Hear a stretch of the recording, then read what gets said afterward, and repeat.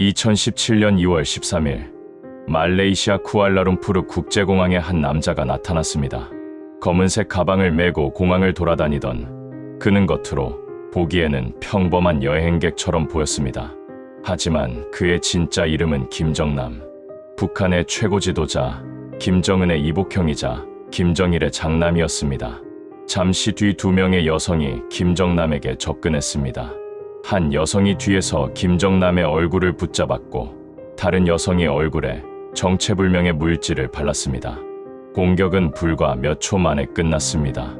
여성들은 곧바로 현장을 떠났고 김정남은 공항 직원에게 도움을 요청했습니다. 처음에는 자신의 몸에 정확히 무슨 일이 벌어졌는지도 알지 못했을 가능성이 있습니다.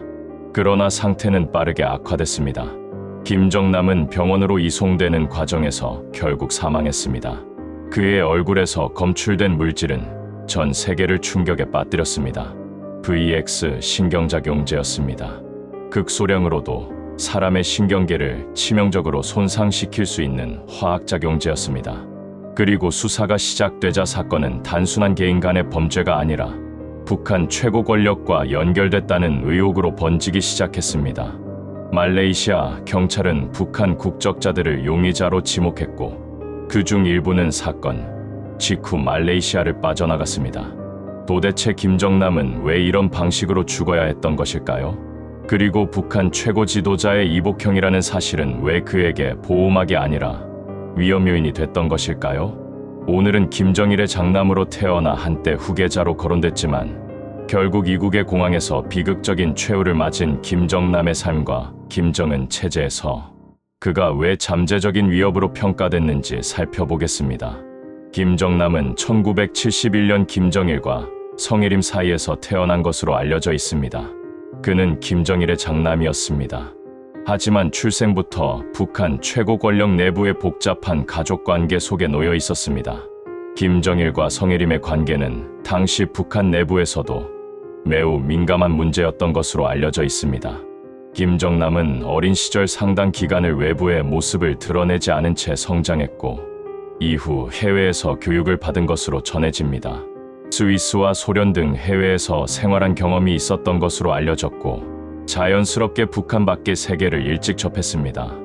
무엇보다 그는 김정일의 첫째 아들이었습니다. 북한은 김일성에서 김정일로 권력이 이어진 세습체제였습니다. 그렇다면 김정일 다음의 지도자로 장남 김정남이 거론되는 것은 이상한 일이 아니었습니다. 실제로 김정남은 젊은 시절 북한의 정보기술 분야 등에 관여하며 후계자 후보 가운데 한 사람으로 거론됐습니다. 하지만 그의 운명을 바꿔놓았다고 자주 언급되는 사건이 2001년 발생합니다. 김정남이 일본 나리타 공항에서 위조 여권을 사용하다 적발된 것입니다. 그는 도미니카 공화국 여권을 가지고 일본에 입국하려 했습니다. 당시 함께 있던 사람 가운데 가족으로 알려진 인물들도 있었습니다. 김정남은 일본 당국에 자신이 도쿄 디즈니랜드를 방문하려 했다는 취지로 설명한 것으로 알려졌습니다. 북한 최고 지도자의 장남이 위조 여권을 사용하다 일본에서 붙잡혔다는 사건은 국제적인 뉴스가 됐습니다.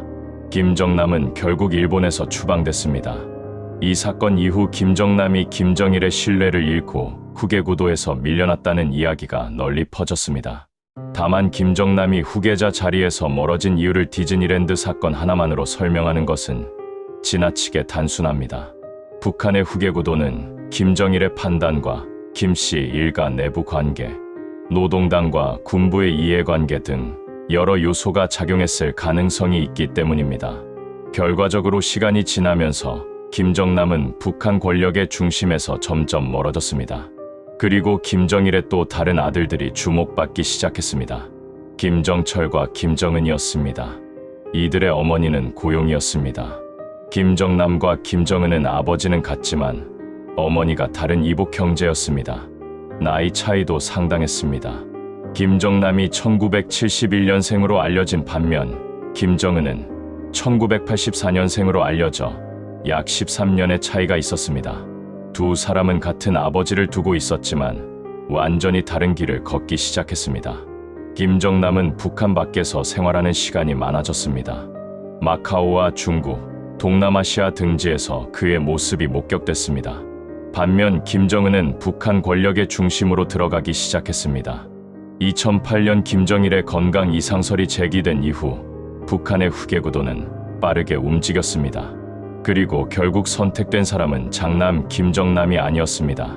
막내에 가까웠던 김정은이었습니다. 2010년 김정은은 북한 권력의 전면에 공식적으로 등장했습니다. 그리고 2011년 12월 김정일이 사망하면서 김정은은 북한 최고 지도자의 자리에 올라섰습니다. 이 순간부터 두 형제의 관계는 단순한 가족 관계로만 볼 수 없게 됩니다. 한 사람은 북한의 최고 권력자가 됐습니다. 다른 한 사람은 최고 지도자의 이복형이자 김정일의 장남이라는 상징성을 가진 채 해외에서 살아가고 있었습니다. 문제는 김정남이 조용히 사라진 인물이 아니었다는 것입니다. 그는 외국 언론과 접촉하면서 북한의 3대 세습에 대해 비판적인 입장을 밝히기도 했습니다. 2010년 일본 아사히 TV와의 인터뷰에서는 개인적으로 3대 세습에 반대한다는 취지의 발언을 했습니다. 북한 내부에서는 상상하기 어려운 발언이었습니다. 김정은의 입장에서 생각하면 상당히 민감할 수밖에 없는 상황이었습니다. 김정남은 김정일의 장남이었습니다. 해외에서 오랜 기간 생활했습니다. 중국과 마카오 등에 인맥이 있다는 평가도 있었습니다. 그리고 김정은의 권력 승계를 공개적으로 지지하는 대신 세습에 부정적인 의견을 밝혔습니다. 그렇다고 이것만으로 김정남이 실제 김정은을 몰아내고 권력을 차지하려 했다고 볼 근거는 없습니다. 오히려 김정남은 자신이 정치에 관심이 없다는 취지의 이야기를 여러 차례 했습니다. 하지만 권위주의 체제에서는 실제로 권력을 빼앗으려는 의지가 있는지와 별개로 대안이 될 수 있는 인물의 존재 자체가 위험하게 받아들여질 수 있습니다. 만약 김정은 체제가 심각한 위기에 빠진다면 어떻게 될까요? 북한 내부의 일부 세력이나 외부 세력이 김정은 대신 김정일의 장남인 김정남을 새로운 지도자로 내세우려 할 가능성을 완전히 배제할 수 있을까요? 바로 이런 이유 때문에 일부 전문가들은 김정남의 존재 자체가 김정은에게 잠재적인 정치적 부담이었을 가능성을 제기해왔습니다. 특히 김정은이 집권한 이후 북한 권력 내부에서는 대대적인 인사교체와 숙청이 이어졌습니다. 가장 충격적인 사건 가운데 하나는 김정은의 고모부 장성택의 처형이었습니다. 장성택은 김정일 시대부터 북한 권력의 핵심에 있었던 인물이었습니다. 김정은 집권 초기에도 후견인 역할을 할 수 있는 인물로 평가됐습니다. 하지만 2013년 장성택은 모든 직책에서 제거됐고 결국 처형됐습니다. 김정은이 권력을 안정시키는 과정에서 자신의 권위에 위협이 될 가능성이 있는 세력을 제거하고 있다는 분석이 나왔습니다. 그리고 약 4년 뒤 김정남에게도 비극적인 사건이 발생했습니다. 2017년 2월 13일 김정남은 말레이시아 쿠알라룸푸르 국제공항에서 마카오행 비행기를 타려고 했습니다. 공항 CCTV에는 그의 마지막 순간이 고스란히 남았습니다. 두 여성이 김정남에게 접근했습니다. 공격은 놀라울 정도로 빠르게 이루어졌습니다. 한 여성이 김정남에게 접근한 뒤 얼굴 부위를 공격했고 곧바로 현장을 떠났습니다. 김정남은 공항 직원에게 다가가 누군가 자신의 얼굴에 무엇인가를 발랐다는 취지로 도움을 요청했습니다. 공항 의료시설로 이동한 그의 상태는 빠르게 악화됐습니다. 결국 병원으로 옮겨지는 과정에서 사망했습니다. 부검과 화학분석 결과 사건은 더욱 충격적인 방향으로 흘러갔습니다. 김정남의 얼굴과 눈 등에서 VX 신경작용제가 검출됐다고 말레이시아 당국이 발표했습니다. VX는 국제적으로 화학무기로 분류되는 매우 위험한 신경작용제입니다. 신경계에서 중요한 역할을 하는 효소의 작용을 방해하면서 근육과 호흡 기능 등에 치명적인 영향을 줄 수 있습니다. 말레이시아 경찰은 수사를 확대했습니다. 그리고 사건과 관련해 여러 북한 국적자가 용의선상에 올랐습니다. 특히 북한 국적 남성 4명은 사건 당일 말레이시아를 출국한 것으로 조사됐습니다. 이들이 평양으로 돌아간 것으로 파악되면서 북한 배후 의혹은 더욱 커졌습니다. 사건 현장에서 직접 김정남에게 접근했던 여성 2명도 체포됐습니다. 인도네시아 국적 시티 아이샤와 베트남 국적 도안 티 흐엉이었습니다. 그런데 이 여성들은 자신들이 실제 암살에 참여하는 것인지 몰랐다는 취지로 주장했습니다. 장난 영상을 촬영하는 것이라고 생각했다는 것입니다. 검찰은 두 사람을 살인 혐의로 기소했지만 이후 시티 아이샤에 대한 혐의는 취소됐고 도안 티 흐엉도 살인보다 낮은 혐의로 유죄를 인정한 뒤 석방됐습니다. 반면 사건의 배후를 밝히는데 핵심적인 북한 국적 용의자들은 말레이시아 법정에 서지 않았습니다. 결국 누가 전체 작전을 계획했고 최종적으로 누가 명령을 내렸는지를 법정에서 완전히 규명하는 과정은 이루어지지 못했습니다. 그래서 여기서 반드시 구분해야 하는 사실이 있습니다. 김정남이 VX 공격으로 살해됐다는 것은 확인된 사실입니다. 사건과 관련해 여러 북한 국적자가 용의자로 지목됐다는 것도 확인됐습니다. 대한민국 정부와 미국 등은 북한 정권의 책임을 지목했고 미국 정부는 이후 북한 정부가 VX를 이용해 김정남을 암살했다고 공식적으로 판단했습니다. 하지만 김정은이 직접 암살 명령을 내렸다는 사실이 국제적인 형사재판을 통해 최종적으로 확정된 것은 아닙니다. 따라서 김정은이 직접 어떤 명령을 내렸는지에 대한 세부 내용을 확인된 사실처럼 말하는 것은 정확하지 않습니다. 그렇다면 왜 국제사회에서는 북한 정권의 배후 가능성을 강하게 의심했던 것일까요? 먼저 피해자가 김정남이라는 점입니다. 일반적인 북한 이탈자가 아니라 북한 최고 지도자의 이복형이었습니다. 두 번째는 사건에 북한 국적자들이 연루됐다는 말레이시아 경찰의 수사 결과였습니다. 세 번째는 범행 방식입니다. VX라는 화학작용제가 사용됐습니다. 그리고 네 번째는 사건 이후 북한과 말레이시아 사이에서 벌어진 극심한 외교 갈등이었습니다. 북한은 말레이시아의 부검과 수사에 강하게 반발했습니다. 말레이시아와 북한은 서로 상대국 국민의 출국을 제한하는 상황까지 갔습니다. 김정남의 시신을 둘러싼 외교적 충돌도 이어졌습니다. 결국 김정남의 시신은 북한으로 인도됐습니다. 그렇다면 김정남이 제거됨으로써 가장 크게 달라진 것은 무엇이었을까요? 김정은에게 잠재적인 경쟁자가 될 수 있다는 평가를 받던 김씨 일가의 장남이 사라졌다는 것입니다. 김정남이 실제로 권력을 차지할 계획을 가지고 있었다는 증거는 없습니다. 하지만 정치에서 상징성은 때때로 실제 의도만큼 중요합니다. 김정일의 장남이라는 혈통은 김정남 본인이 원하지 않더라도 정치적인 의미를 가질 수 있었습니다. 특히 북한에서 김씨 일가의 혈통은 지도자의 정통성을 설명하는 핵심 요소 가운데 하나였습니다.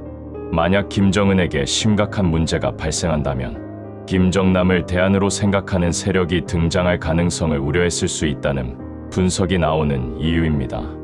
여기에 중국과의 관계도 자주 거론됩니다. 김정남은 오랜 기간 마카오 등 중국의 영향력이 강한 지역에서 생활했습니다. 그래서 일부에서는 중국이 북한의 급변 사태에 대비해 김정남을 대안으로 생각했을 가능성까지 제기했습니다. 하지만 중국 정부가 실제로 김정남을 북한의 대체 지도자로 준비했다는 결정적인 공개 증거는 없습니다. 이 역시 가능성과 분석의 영역으로 구분해야 합니다. 김정남의 죽음 이후 또 다른 인물이 국제사회의 관심을 받기 시작했습니다. 그의 아들 김한솔입니다. 김한솔은 과거 국제언론과 인터뷰를 하며 북한의 3대 세습에 대해 비판적인 발언을 한 적이 있습니다. 아버지가 살해된 이후 김한솔과 가족의 안전을 둘러싼 우려가 커졌습니다.